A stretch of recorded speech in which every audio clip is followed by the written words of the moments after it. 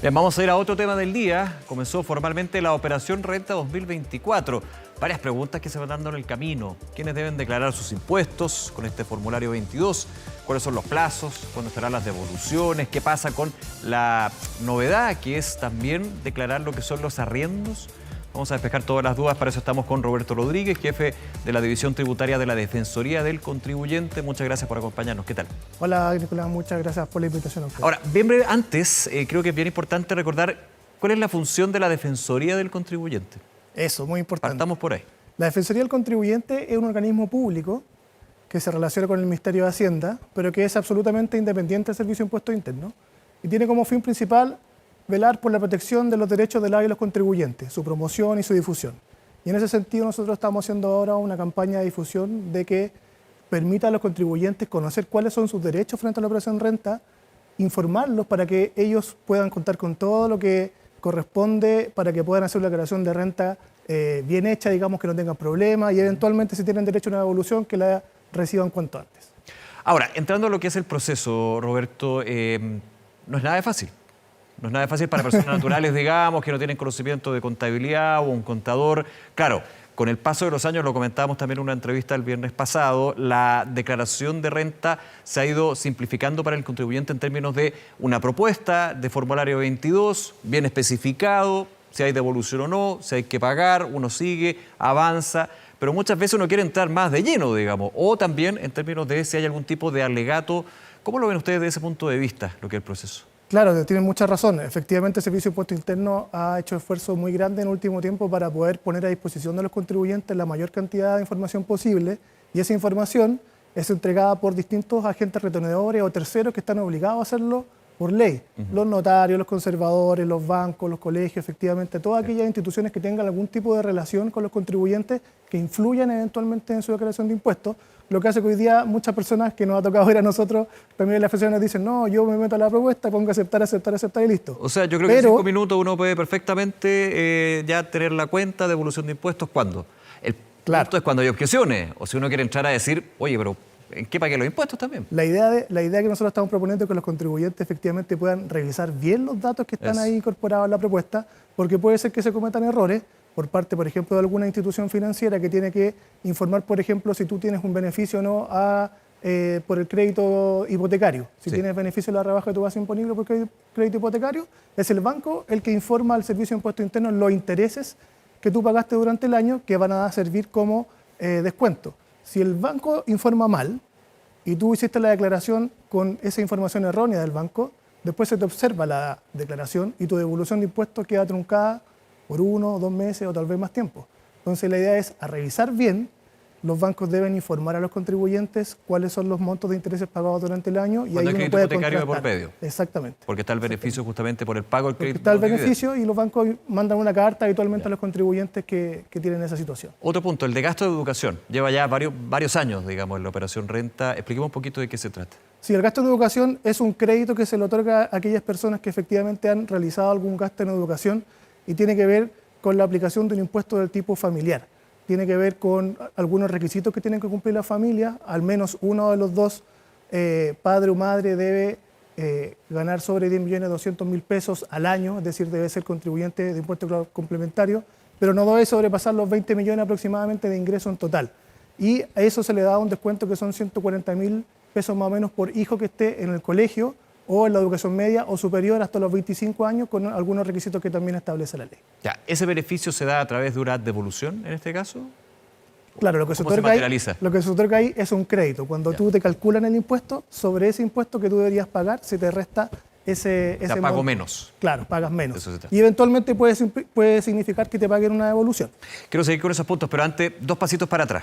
Creo que es importante. ¿Quién tiene que hacer la declaración de impuestos? Ya, eso también es una muy buena... Sí, me faltó como partir por ese lado. Esa también es una muy buena Porque siempre, pregunta. bueno, si usted boletea, declaración de impuestos.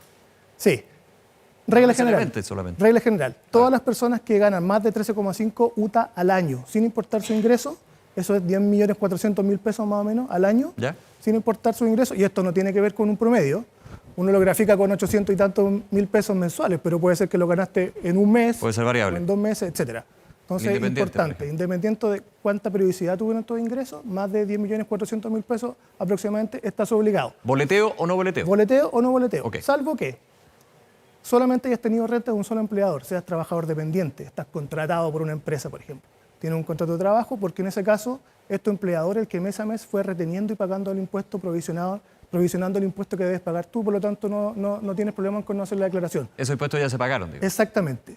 Pero si eres trabajador independiente que emite boletas de honorario, es importante que sepan que están obligados a hacer la declaración de impuestos porque tienen que elegir si es que van a acceder a la cotización parcial o total de cotización previsional, Seguridad que social. es una obligación que se estableció hace algunos años y que se ha ido siendo obligatoria con el tiempo.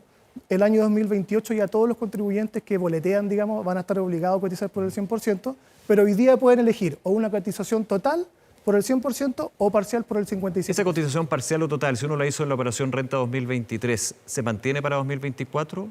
Por defecto, digamos, no tiene que hacer siempre le tienen que hacer esa pregunta, ¿no? Claro, sí. No, uno todos los años tiene la opción. Ya. Todos los años tiene la O opción. sea, si por yo eso le es hice el importante hacer la 2023 declaración. total, no quiere decir que esta esté ya como configurado como total. No, claro. Yo listo. Ahí, si tú quieres hacer la parcial este año, el año anterior le hiciste total, no hay problema en hacerlo. Ya. ¿Quiénes tienen que hacerlo? Ahora, ¿por qué es importante? Esto puede ser medio de perogrullo, pero ¿por qué es importante esta operación renta? ¿Por qué hacer la declaración de impuestos? Más allá de que un tema legal, evidentemente, una obligación, pero hay también un tema de fondo. Sí, claro. Efectivamente, la operación renta lo que hace es atraer recursos al fisco para poder satisfacer todas las necesidades sociales, los programas fiscales, y por eso es una obligación para los contribuyentes que cumplan con este requisito de ingresos. Hace muy poco tiempo estaban hablando atrás, a propósito de la reforma tributaria, un 25% de las personas solamente pagan impuestos a la renta en Chile. Se plantea ampliar esa base y todo el tema, pero el fondo es tratar de traer la mayor cantidad de recursos fiscales para poder satisfacer las necesidades del Estado, digamos, de la gente, programas sociales, etc. Ahora, Roberto, ¿qué pasa si el contribuyente no hace la declaración de impuestos?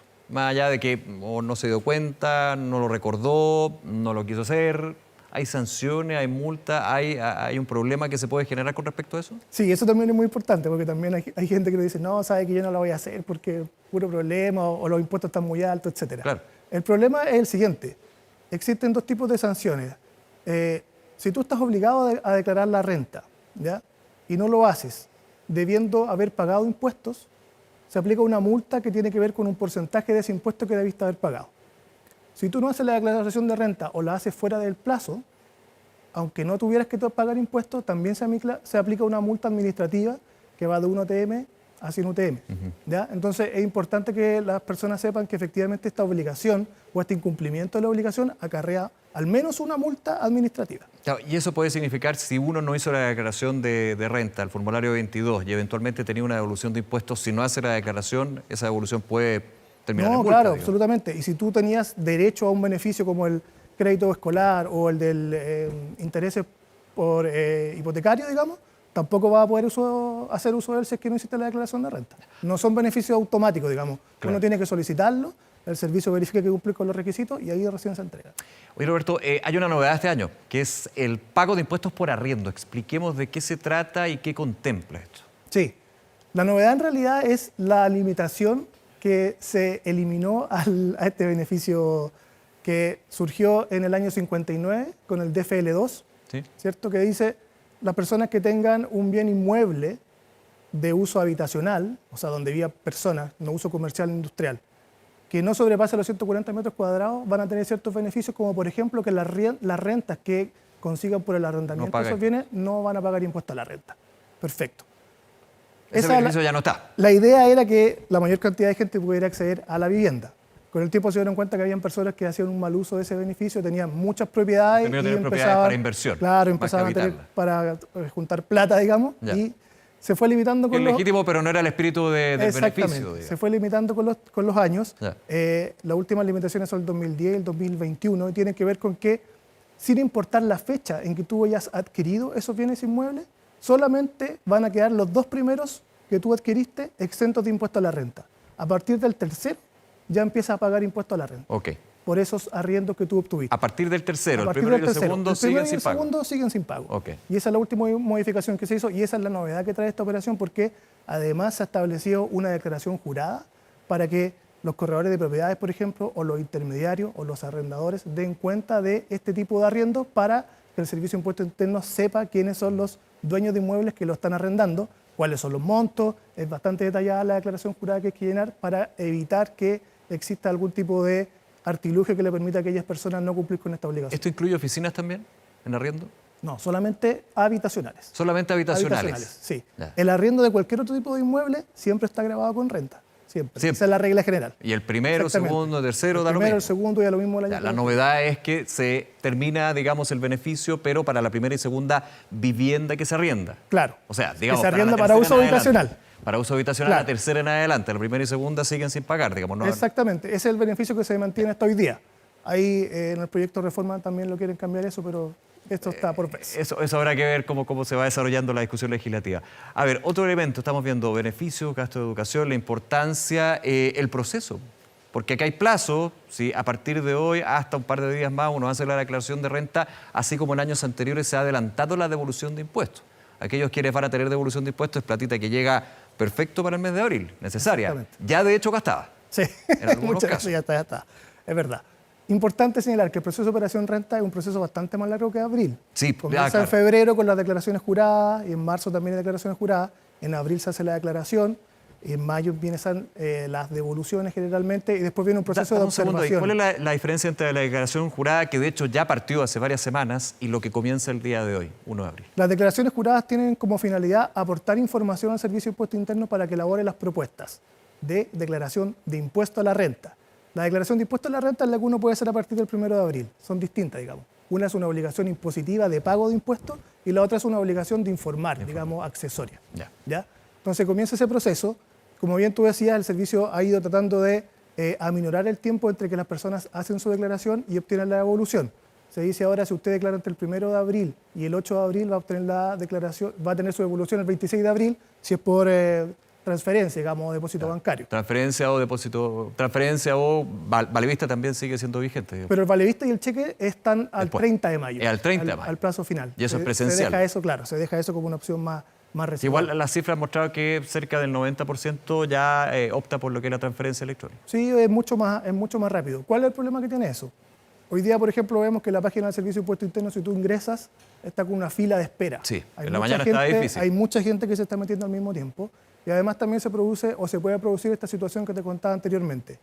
Si tu banco informó mal y tú declaraste con esa declaración del banco mal el acceso, por ejemplo, al beneficio por crédito hipotecario, tu declaración va a ser observada. Y esa observación va a implicar que ya no te van a devolver el 8 de abril, sino tal vez te van a devolver en mayo. ¿Te o tal vez notifican en de junio. eso? ¿Que va a ser observada la declaración? Cuando tú ves el estado de tu declaración en la página web, te va a aparecer si está observada o si va bien, digamos. Ya, Tú cuando puedes uno hacer un termina el seguimiento. proceso, digamos. Exactamente. Cuando ha dado el ok. Exactamente. Una vez que tú ya haces la declaración, a los próximos días puedes empezar a revisar cuál es el estado Ya. y ahí te va a aparecer si está en proceso, si está en trámite o si tiene alguna observación. Pero igualmente hay que revisar en el sitio web del Servicio de Impuestos Internos días después, digamos. Hay que revisar en el sitio No web. quedarse del confiado Impuesto con que ya me salió la devolución, ok, puse la cuenta, ningún Interno. No, yo me problema. imagino que la gente que está más ansiosa va a estar revisando Todo el rato. F5. No, lógico. Quería también destacar un punto, es bien relevante cuando uno hace la declaración de impuestos, cuando termina todo este proceso, cuando sale devolución o hay que pagar impuestos, que obviamente no es una buena noticia para nadie, luego te dan la opción de ver en qué se han gastado tus impuestos. Sí, Esto lleva, creo que 3 operaciones o 4 por ahí, por lo menos 4 años, donde uno puede ver cuánto pagó en impuesto, cuánto pagó de IVA, que es como miti-miti, digamos, y de ahí en qué se ha gastado, que eso es bien relevante en términos de, por algo, los impuestos sirven, digamos, para todo lo que son las políticas públicas. eso es muy importante porque tiene que ver con algo que se Información. llama la moral tributaria, Eso, digamos, que moral es como tributaria. la propensión del contribuyente a pagar sin coacción, digamos, los impuestos, entender la importancia que tienen los impuestos, qué se hace con ellos, y también tiene que ver con un tema de accountability o transparencia de parte del Estado, de decir, mira, esto es lo que nosotros hacemos con la plata que nosotros recaudamos. Efectivamente se hace un aproximado, ¿verdad?, de cuánto se destina en proporción de cada peso que tú gastaste o de cada monto que tú pagaste de impuestos a cada uno de los ítems que ha desarrollado el gobierno o el Estado durante este periodo. Roberto, ¿hay otras dudas que a ustedes les lleguen frecuentemente con respecto a la operación renta? Sí, nos llegan muchas dudas, por ejemplo, relativas a el tema de la cotización parcial o total de los boleteros, digamos, de las De los personas que boleteros, trabajan que es para independiente. seguridad social, que no Claro. solamente previsional, sino también temas de salud. Claro, por los también, cambios legales de los últimos años. También nos han preguntado mucho en este tiempo, además del tema de los arriendos, qué pasa, por ejemplo, con las retenciones de alimentos. Que ese es un tema también importante. Una vez que tú haces la declaración y crees que tienes derecho a una devolución, pero te aparece que tienes una retención, por ejemplo, porque tienes una deuda de pensión de alimentos que no has pagado. Y eso también es súper importante saberlo, porque ese es un proceso que ya está más a cargo de la tesorería, un poquito más al Esto final es por del las proceso, deudas de pensiones de alimentos. pero es por las deudas y en general, que la gente es bueno que sepa, es por cualquier tipo de deuda fiscal que tú tengas. Un crédito universitario, por ejemplo, o algún tipo de deuda fiscal que tú tengas, el fisco puede retener tu devolución de impuestos y hacer una compensación, es decir, pagarse con ese monto que tú te tenías dispuesto a devolver, se paga de la deuda para que... ¿Se aplica por el CAE, por ejemplo? También. Por morosidad. También, por Cuando morosidad. hay cuota sí. impaga. Sí, efectivamente, las cuotas impagas. El tema de la pensión de alimentos también. Para hacerlo efectivo, efectivamente las personas tienen que solicitar al tribunal que haga una liquidación de la deuda de alimentos y eso se va a un registro que lleva el registro civil. La tesorería, al momento de ver si devuelve o no devuelve, tiene que consultar ese registro para ver si corresponde o si no corresponde derivarle el dinero a quien... Ya que mencionaste la asesoría, también creo que es importante recordarlo. El ente recaudador y que paga, digamos, la devolución de impuestos es la tesorería, no el Servicio de Impuestos Internos. Sí, nosotros tenemos... Porque muchos piensan en el Servicio de Impuestos el que me va a depositar o el Servicio de Impuestos Interno el que tengo que pagar el impuesto. No. Nosotros tenemos un sistema que es distinto a otro, que es más preponderante en otros países, donde el ente que determina la tributación, que es el Servicio de Impuesto Interno, no es el mismo que cobra. Acá está separado. Impuesto Interno te dice cuánto tienes que pagar y te emite el giro, digamos, pero si tú no lo pagas, es la tesorería la que después cobra y también es la tesorería la que hace el pago de todos los créditos fiscales, y eso también es importante que la gente lo sepa. Muchos dineros que vienen del fisco, o todos, digamos, que reciben las personas, los beneficios sociales, los programas, etcétera, todos los paga la Tesorería General de la República. Roberto, ¿qué pasa si hay no sé si hay, corrígeme tú, inconsistencia o cuando queda en observación lo que es la declaración? ¿Cuáles son los tiempos que empiezan a correr y cómo uno es notificado, digamos, o qué información hay que entregar? Aquí estamos hablando de contribuyentes que muchas veces no tienen un contador. Entonces hay que preguntarle al amigo, el que estudió contabilidad, al amigo de la empresa, digamos, oiga, ¿sabe qué? El formulario 22 me dice que el artículo, no el artículo, pero el punto 5, 3, 4, es complejo, digamos, no es fácil. Sí, es complejo porque ahí la Defensoría me imagino que también tiene un rol importante. Sí, por supuesto, porque las inconsistencias se pueden producir por errores propios del contribuyente, metieron mal el dedo, digamos, se equivocaron de casilla, pusieron mal un monto, ¿ya? O también se pueden producir por estas diferencias que te decía yo de los agentes retenedores y la información que tú entregaste. Y la forma de saber eso es hacer un constante chequeo de la página web del servicio, porque ahí el servicio te va avisando si tienes algún problema con tus declaraciones, también con la declaración de renta. Tiene como semáforo ahí con tus declaraciones si están en verde, en rojo o en amarillo, digamos, para ver si hay algún problema. ¿Cómo se solucionan? Las que son errores propios de los contribuyentes, ellos tienen la posibilidad de hacer una petición administrativa solucionando el problema. Si es que faltó agregar un antecedente, se puede agregar. Si es que hay que rectificar una declaración, es decir, modificar la declaración porque te equivocaste, también se puede hacer a través de una petición administrativa. La Defensoría los puede apoyar en esa situación. ¿Esa petición se hace a través del sitio web? ¿Hay que hacerlo presencial a través de ustedes, por ejemplo? A través del sitio web nosotros podemos representar a los contribuyentes para hacer ese tipo de peticiones. Se hace un escrito, como quien podría decir comúnmente, con una presentación, se acompañan los antecedentes y es importante que las personas sepan también que ahí la Defensoría tiene un rol súper importante porque es un servicio gratuito el que se presta. Entonces nosotros vamos a poner a disposición un abogado que va a hacer esa presentación, va a seguir el trámite hasta su finalización y va a ser absolutamente gratis para el contribuyente. Por último, Roberto, ¿cómo contactarme con la Defensoría del Contribuyente con todo esto que hemos hablado? Perfecto, la Defensoría tiene la página web ddcon.cl. ddcon, Defensoría del Contribuyente. Ahí se va a encontrar con un montón de información atingente a lo que está pasando, por ejemplo, ahora con Operación Renta, pero también con otros tópicos, y también va a encontrar los links con los 5 servicios que la Defensoría puede prestar, entre ellos el de representación administrativa. Puede ingresar con su clave única o con su clave tributaria. La información que va a poner a disposición de los funcionarios de la Defensoría es absolutamente confidencial. Tenemos un deber legal de no compartir esa información, ni siquiera con el Servicio de Impuestos Internos, para que... Ni siquiera con el Servicio de Impuestos Internos. Ni siquiera con el Servicio de Impuestos Internos. Totalmente autónomo e independiente de... Para que las personas tengan la total tranquilidad de que esa información va a ser bien tratada, va a ser bien resguardada. Y como te decía anteriormente, también tenemos, además de la página web, redes sociales, Instagram, Facebook, YouTube, ahí también pueden hacer sus preguntas, estamos abiertos para que a través de todos esos canales se puedan comunicar con nosotros. Perfecto. Roberto Rodríguez, jefe de la División Tributaria de la Defensoría del Contribuyente, gracias nuevamente por acompañarnos y aclararnos esas dudas. Muchas gracias a ustedes, cuando quieran. Que estén muy bien.